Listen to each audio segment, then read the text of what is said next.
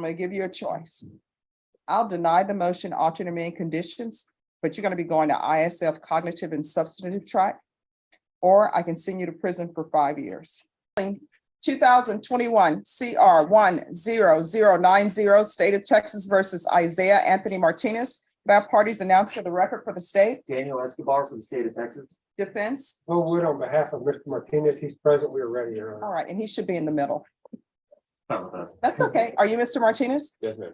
Showing you what's entitled motion to enter adjudication of guilt and revoke community supervision. Did you review that with your attorney? Did you understand it?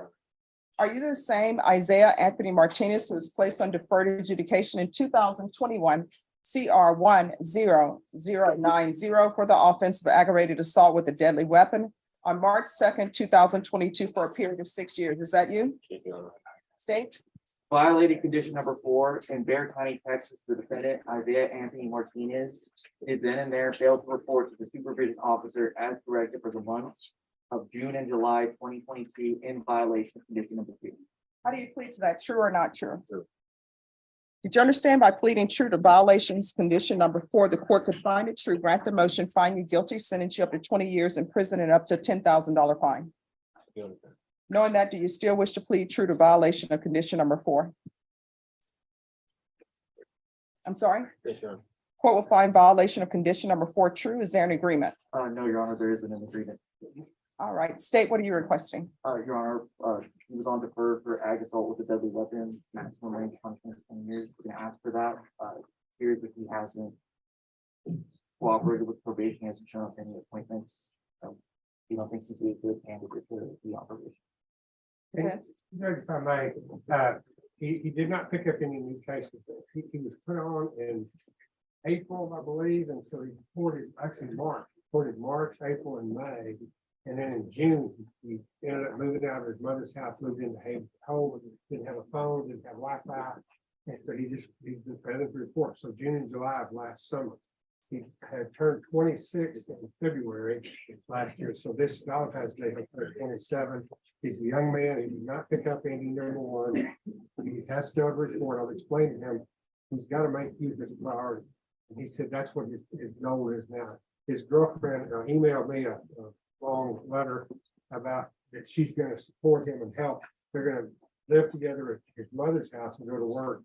But her email talks about that her father will hire him in California. They live in Almonte, California, and he has a flooring service.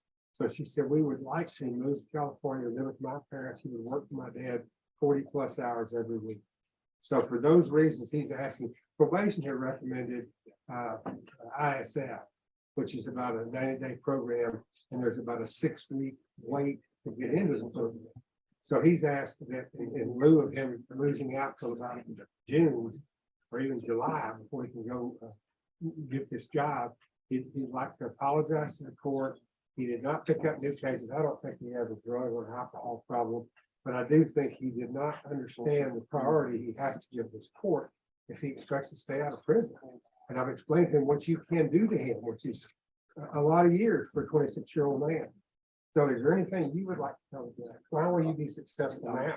You want to raise your right hand for me, please? You solemnly swear or affirm the testimony you give will be the truth and nothing but the truth, so help you God? Yes, sir. You can lower your hand, state your name for the record. Anthony Martinez. Yes. Okay, hi, we met last year. I do apologize for my actions.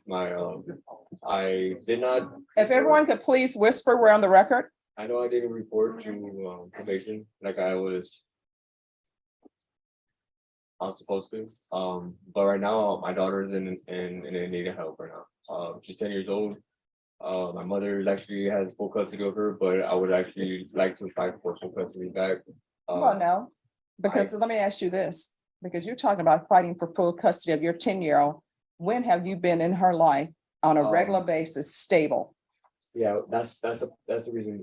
When I did go to Dominions, I had to give her my right because I was gonna do 2 years. Yeah, so no, there's none of this. Yes, I understand. Here's the thing. Okay. There should be none of this. You're trying to step in and take full custody of a 10-year-old that you haven't been a parent to. Yes. And where's her mother? Her mother, she lost full custody because she had gotten CPS card on her because she started shooting up dope. All right, and so this is what I know to be true. Mhm. I know if you hang around the barber shop, at some point in time, you're gonna get a haircut. Yeah. So you were not hanging around with her, not using drugs. So I'm not with her. I have a new girlfriend that's, in the future, she wants me to be working with her father. She has a job waiting for me in California. I know I did all my mistakes and stuff in the past, but I'm looking forward to do it better this time.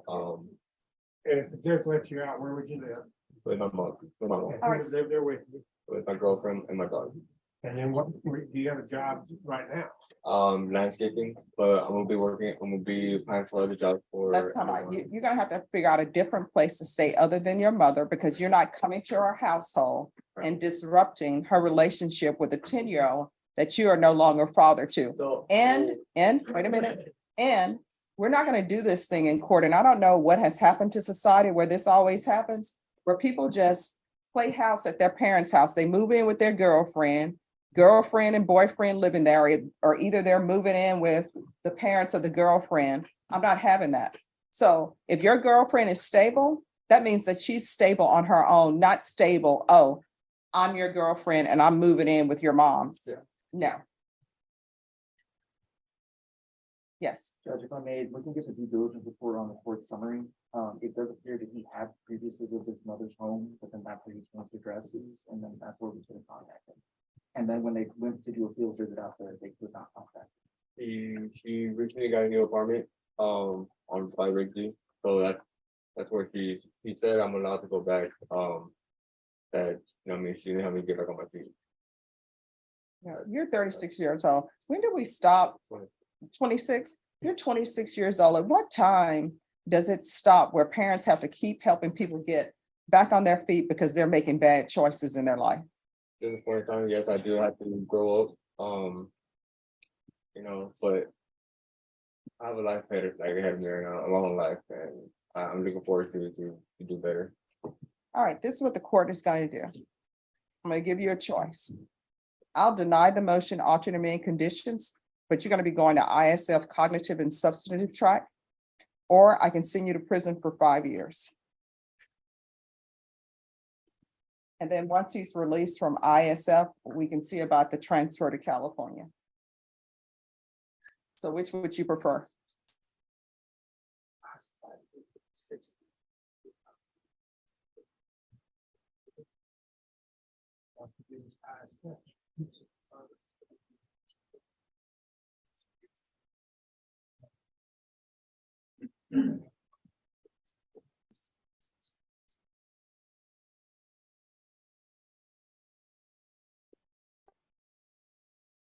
Probation. All right, the court will deny the motion to alter and amend conditions to include ISF cognitive and substantive track. We can see about a transfer to where in California. I don't know if they. So L, 2 words, EL, and then MONTE, El Monte, California. Okay, El Monte, California.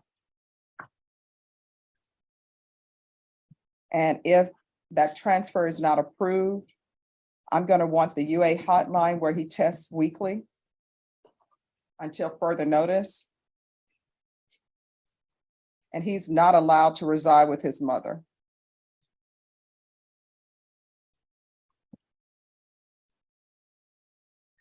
And if you can't find housing, then you're going to be at Haven for Hope. Okay. And I'm going to want field visits upon release 3 times per month. And then probation, if you see that less is needed, I'll leave it up to your discretion. Yes, John. Is there anything else? No, Your Honor. All right, you need to do better.